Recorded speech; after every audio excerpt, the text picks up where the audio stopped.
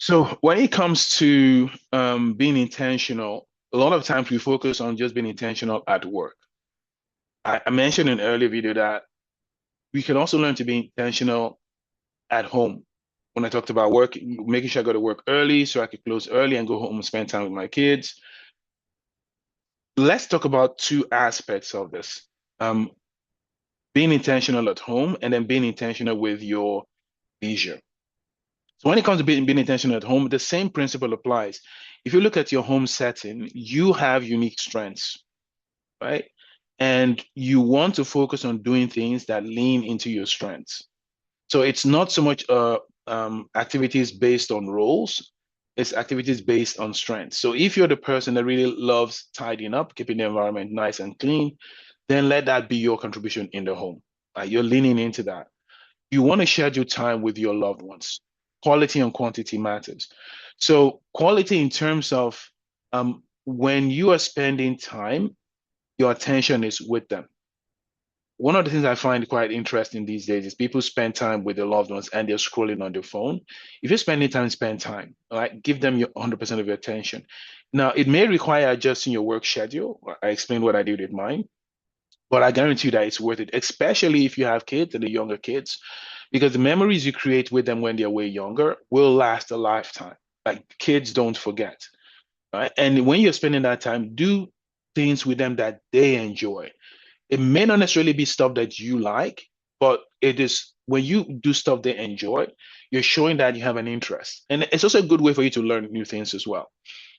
Then when it comes to being intentional at home, remember we talked about diminishing and delegating and deleting.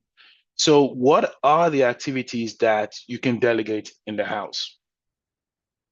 Many times you may not be in a situation where you can financially do that straight off, but you can actually start planning for it and say, once I'm in a position to do this, I'm going to delegate this chore or these activities because I don't really enjoy spending time doing them. Again, this is really important. You may not be able to do it straight away, but you can plan for it. Or talking about that collaboration piece, you can say, okay, I enjoy doing this and you enjoy doing this. Why don't you do all this stuff? Then I do all this.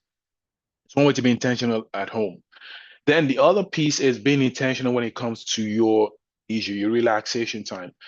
Most people never plan time for relaxation. If you don't schedule the time, you actually will never take time to rest, right?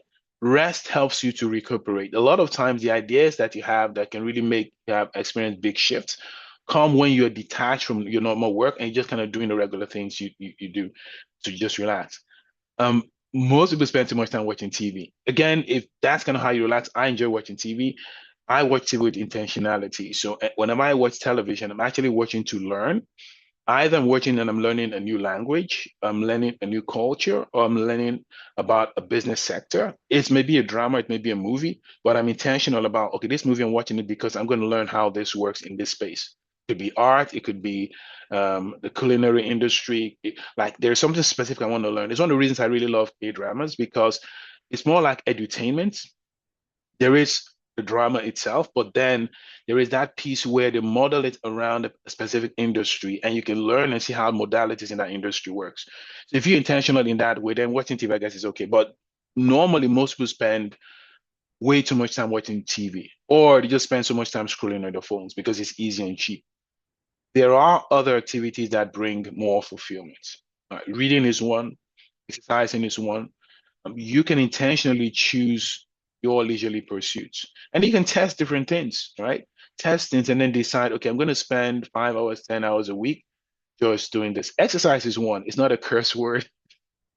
And I think people get hung up too much in exercise. Exercise could be as simple as going for a walk, right? It's something as simple as that. Swimming is an exercise. Soccer is an exercise. One of the reasons I think people don't exercise is because when you think about exercise, they think about going to the gym. When you think that way, it becomes more of a task. I always recommend to people find an activity that you enjoy that involves physical movement and let that become a part of your leisure. And once you've done that, plan them, schedule them into your calendar. Because if you don't plan them, you will not do it. There are typically two lists of activities that you can do. There are short ones, 10-minute activities. You create two categories, 10-minute activities, activities that will take at least 30 minutes. And then whenever you have free time, you can just do the 10-minute one. So for example, if your leisure is learning a new language, it's something that I actually enjoy doing. There are many apps that you can use. Duolingo is one, like Babbel is another. You can just pop on there for like 10 minutes and you'll be surprised how much you would learn in 30 to 60 days. So these are activities that you can plan. These are all part of maximizing the 168 hours that we typically all have. If you implement a lot of these strategies, you will see a shift. Oh, hang on. You will see a shift in your productivity, and you also see a shift in the quality of life that you enjoy. Yeah.